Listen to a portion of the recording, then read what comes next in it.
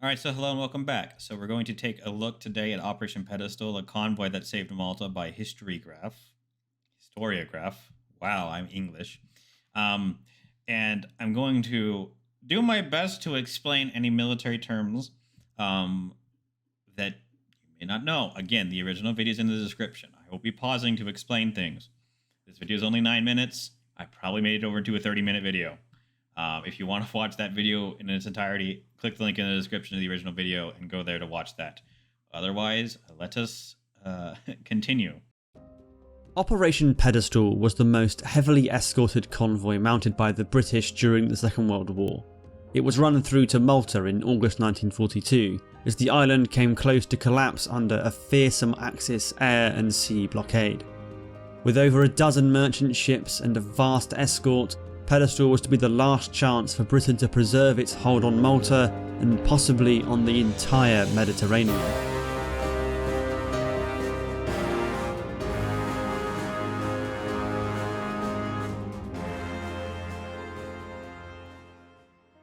By the summer of 1942, the British Empire's position in North Africa was precarious.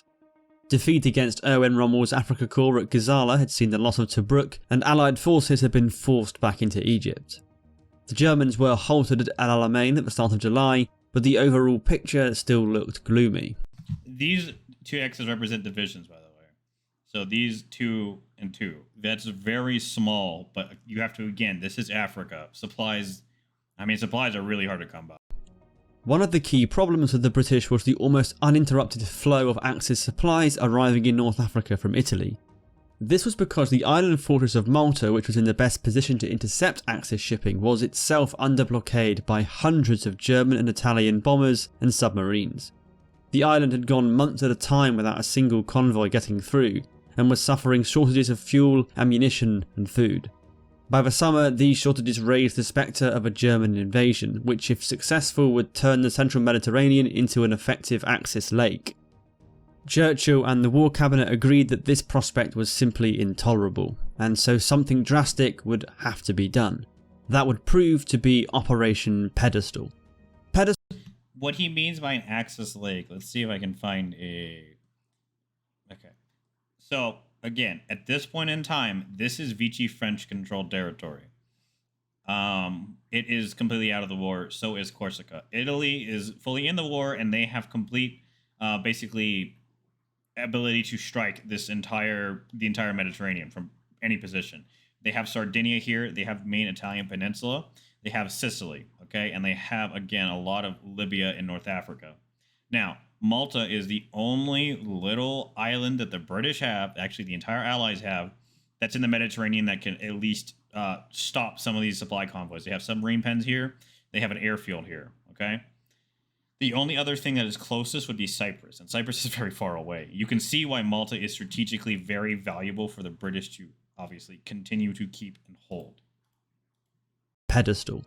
Pedestal was an operation with a simple directive: get a single massive resupply convoy through to Malta, whatever the cost in ships.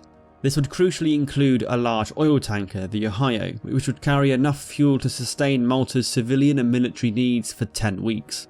13 other large, fast merchant ships were also quickly sourced from all over the UK and sent to Gibraltar, laden with supplies.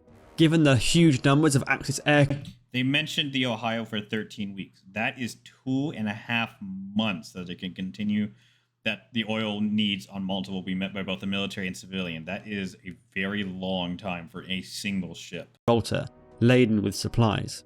Given the huge numbers of Axis aircraft, submarines and torpedo boats that Pedestal would face, it was given the largest and most powerful escort ever given to an Allied convoy. Surrounding the 14 merchant ships would be 2 battleships, 4 fleet aircraft carriers, 7 cruisers and 32 destroyers. Okay, this supply convoy is going to go through abject, again, hell. They have to not only get from Gibraltar, which is on one side of the Mediterranean, to the central Mediterranean, which would be Malta, okay? They have to get these ships there no matter the cost. That was what they said. No matter the cost, these ships must make it. That means this entire convoy can be lost every ship here can be lost as long as these ships make it. That is the situation that they have determined that they need to do. Okay. Now, that is the strategic value that they place on Malta, and that is really accurate for how effective that Malta was. They are going to be peppered by German and Italian aircraft the entire way. The Italian Navy, if it sees it, will fight this convoy. They have Italian submarines. There are German submarines. There's a lot of stuff that is out here to kill them. They have Nelson and Rodney, okay? These are not new battleships. Their max speed is around 22, 24 knots at max, and they cannot keep that up for long. These ships were built right after World War I, okay? And they are pretty old by now. So they're built in the interwar period in the 20s. So they're around 20 years old. Ships, again, life service is really around 20 years at this time. Victorious, Indomitable, Eagle, and Furious, okay? These are fleet carriers. That means they carry a significantly more amount of aircraft, and they are faster, and they're better armed than escort carriers. And the loss of any of these ships is going to significantly diminish British sea power, regardless of whatever happens to this convoy. If any of these ships go down, that is significant loss in capital power. Again, they have cruisers for escorts, and they have destroyers at the outer ring. This is usually a formation that you would adopt to protect, again, whatever's in the center is going to be protected by basically everything. If an aircraft was coming in, it has to go through the destroyer line. It has to go through the cruiser line, and then to be able to strike the targets here. Same for the capital ships. It's the exact same reason you use this formation. In addition to assorted fleet oilers and 4 corvettes. 3 of the carriers would provide air cover to the convoy, while the 4th, HMS Furious, carried 36 Spitfires to be flown off to reinforce those already on Malta. It was a huge escort, commanded by Vice Admiral Edward Seifert. On August 10th, the convoy passed Gibraltar. So what they mean there is that the 3 carriers can, again, provide CAG cover, which is carrier air wing. Okay, they can actually cover the convoy. The last one, HMS Furious, has planes on the deck, so it cannot launch any aircraft to defend itself. It's the same thing that the United States had to do with Hornet and Yorktown. Or sorry, if I remember correctly, Hornet and Yorktown. Hornet and Enterprise. Wow, my mind is blanking. Because they had to, when they launched the strikes on Japan right after Pearl Harbor, basically a few months later, with Mitchell's, the Hornet, again, had to launch, basically, its deck was full of B-25s and couldn't provide air cover for itself. So that's why Enterprise was assigned to it, to provide air cover. Gibraltar, and began its perilous journey into the Mediterranean. It did not take long for German reconnaissance aircraft to appear on the eastern horizon, but it was from the sea that the first blow was struck. Just after midday on August 11th, the German submarine U-73 managed to penetrate the screens and cross all 4 columns of merchant ships to hit and sink the carrier HMS Eagle with 4 torpedoes. If you take 4 torpedoes in a carrier that close, it's over. Your damage control would have to be extraordinary to save the ship at that point, and it's just gone. And the fact the sub made it this close, again, shows you how much of a threat they are. Dreadful start, but there would be no turning back. By the evening, Pedestal was down to 2 carriers, as Furious finished flying off her Spitfires and headed west, taking 8 destroyers with her. That's important. So they have to take 8 destroyers to protect the carrier. So this means that Furious has launched its air group to Malta. This was the carrier that was carrying the air wings to Malta, and they can make it from here. They can make it to Malta all the way without, refueling. That's why the carrier had to get that close. It was then that the air attacks started. Initially, the convoy did well, shooting down 4 aircraft during a dusk attack on August 11th with no damage sustained. The next day, though, the attacks intensified. First, the merchant ship Deucalion was sunk during an attack by 70 bombers, followed by the destroyer HMS Foresight in a raid of over 100 Ju-87s and Italian Savoia 79s. 3 bombs hit the carrier Indomitable and crippled her flight deck, further depleting the British fighter cover, trying desperately to keep the Axis bombers away. While this was happening, over 100 bombers coming in. That is an incalculable amount of aircraft to just see coming at you. Convoy had begun to steam over a line of Italian submarines lying in wait. The Royal Navy destroyers went on the offensive, aggressively driving the subs away with depth charges. One, HMS Ethereal, actually rammed the submarine Cabalto, so desperate were the British to prevent torpedo attacks on the convoy. They have to do this. There is no choice. These destroyers know what is at stake, and they must drive these subs off. These subs can basically sink the entire convoy and the capital ships. Prevent torpedo attacks on the convoy. By this time, Seifert ships were north of Bizerte and approaching the Sicilian Straits. It was time for the heavy ships to turn back to Gibraltar, with air cover from Malta taking over from the single remaining operational carrier, HMS Victorious. 4 cruisers and 12 destroyers were to be left as escorts for the final leg into Malta. When he's talking about this strait here, as you can see where my mouse cursor is, this strait is highly dangerous. To get the convoy this far with capital ships is doable, okay? It may be extreme, and as we've seen, we've lost a carrier already. British cannot afford to lose 2 battleships and 2 more carriers, okay? They have to pull them out. They take 12 destroyers and, again, some cruisers with them to pull out. This part needs to be done fast, basically, and big capital ships are not going to really do much for you here. And again, the air cover is going to be provided by Malta now because of the Spitfires that they launched earlier. Have got there, refueled, and any aircraft that were already on Malta can now cover the convoy. With Seifert passing command of the convoy to Rear Admiral Harold Burrow. As the sea narrowed, flight times for Axis bombers reduced, and the room to manoeuvre for the convoy vanished.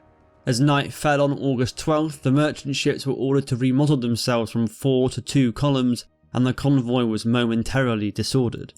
In the confusion, the Italian submarine Axum approached and torpedoed the cruisers Nigeria and Cairo, as well as the oil tanker Ohio. Think about that. One submarine that does not cost that much to build, able to hit 2 cruisers and the fuel tanker, doing a massive amount of damage for the price that this sub is. This is why subs are very dangerous in World War II, let alone even today. Sub today could sink an entire carrier group if it really tried. And this just shows you, again, the amount of damage that is done by a sub. Cairo sunk and Nigeria had to turn back to Gibraltar, while Ohio was saved from succumbing to fire only by seawater rushing in through a gouge in her hull. So I think the 2 cruisers are able to survive the hits and pull out. Cairo sunk and Nigeria had to turn back to Gibraltar, while Ohio... So Cairo got out, or Cairo was sunk, and Nigeria was able to get out, so 1 cruiser. Was saved from succumbing to fire only by seawater rushing in through a gouge in her hull. It was to be the start of a torrid 3 days with the crew of the tanker. And remember, this tanker, the whole reason they needed this tanker is only 1 tanker. 2.5 months of oil on this tanker has to get to Malta, and there's only 1 of them. The largest significance of losing Nigeria and Cairo to the convoy was that they were the only ships that carried the radio sets needed to coordinate effectively with RAF fighters from Malta, which made Allied air cover much less efficient over the coming hours. At 8:30 PM, more bombers arrived, now striking virtually at will with a much less ferocious anti-air barrage greeting them. The merchant ships Empire Hope and Clan Ferguson were sunk, and the Brisbane Star damaged. 45 minutes later, the cruiser Kenya was torpedoed, but managed to continue limping along with the convoy. Just after midnight, German and Italian torpedo boats moved in, as the convoy fragmented more and more into a confusing melee. By the next morning, those 2 cruisers that they lost, the significance of their radio sets to be able to communicate with Malta can't be understated. When they lost those 2 from damage and 1 Cairo was sunk, they basically can't coordinate with air cover. I mean, air cover can fly over them, but they really can't coordinate very well. And now they're just getting absolutely pelted to basically death at this point, and they don't have room to maneuver. Again, this is a small strait, and you can't maneuver a lot. Morning, 5 more merchant ships had been sunk, with more damaged. Worst of all for the British was the state of the Ohio, which had taken more damage after 2 bombers had crashed onto her deck during the night. Both her and the Brisbane Star were badly damaged, and the list of invalids was soon joined by the Dorset, hit after more bombers arrived just before 11 AM. Just look at this, regardless of the casualties we've already suffered. 1, 2, 3, 4, 5, 6, 7, 8 ships in total. Of the ships that were, again, supposedly, ideally, all supposed to make it, were gone. These 5 are just gone, and these rest are limped out and really badly damaged. Burrow could not afford to wait for these ships and pressed on, with Spitfires from Malta and the odd destroyer doing their best to protect the stranded vessels. At 4 PM, with what remained of the convoy just a few miles from Malta, Rear Admiral Burrow detached, taking the 2 remaining cruisers and 5 destroyers with him back to Gibraltar.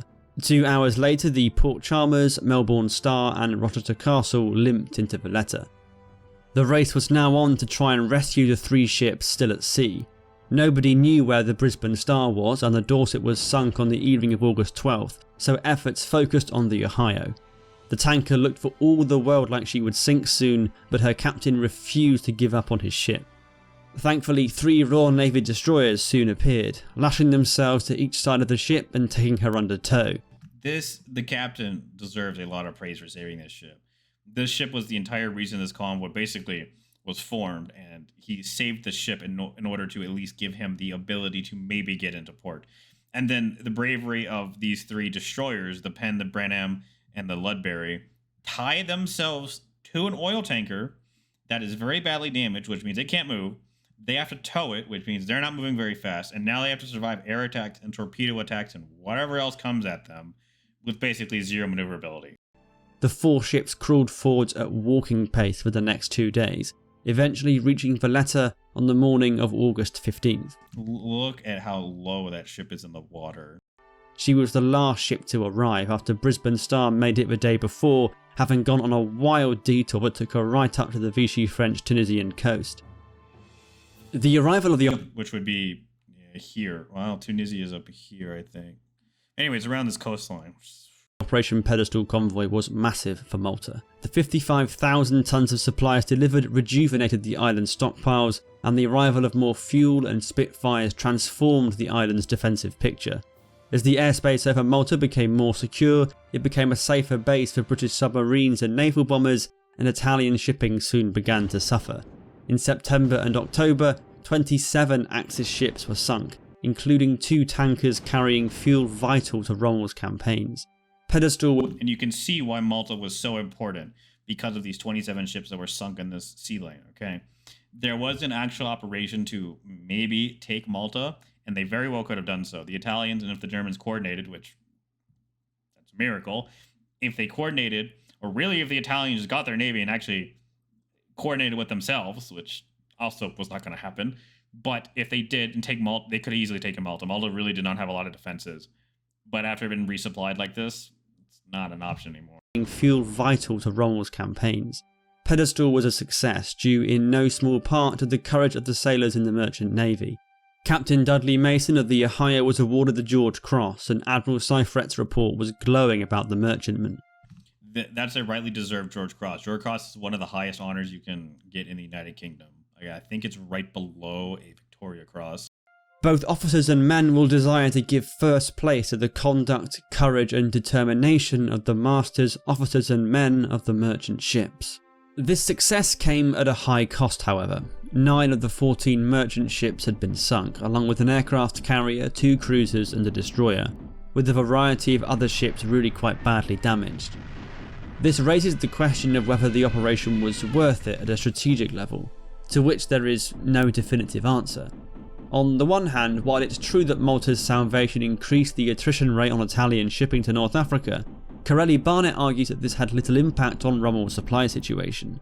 In Barnett's view, Rommel's main bottleneck was not supplies reaching North Africa, but the supply lines on land from the ports to his troops, which were badly overextended regardless of what happened at sea. On the other hand, Malta remained a painful thorn in the Axis side not just immediately after Pedestal, but for the rest of the war in the Mediterranean. And I agree with that. They both bring up good points here. He brings up a good point that Rommel's supply lines, again, weren't really limited by from his view, limited by the supplies that were coming in, but how long Tobruk was from basically where Rommel's positions were.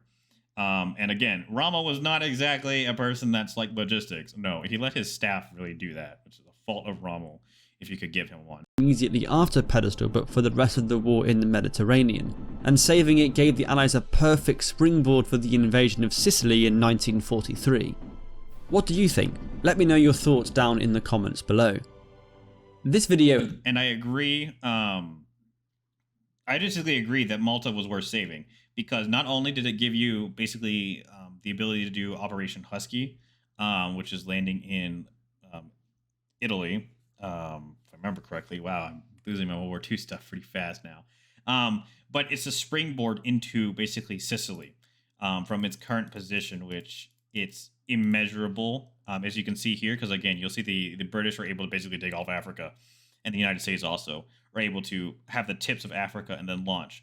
But also Malta has an airbase. It is supplied, and it can help any stranded ships that you get lost or whatever here. Any aircraft that have to attack Sicily can divert to Malta. There's a lot of reasons that Malta is very valuable, and I've hopefully explained to you why.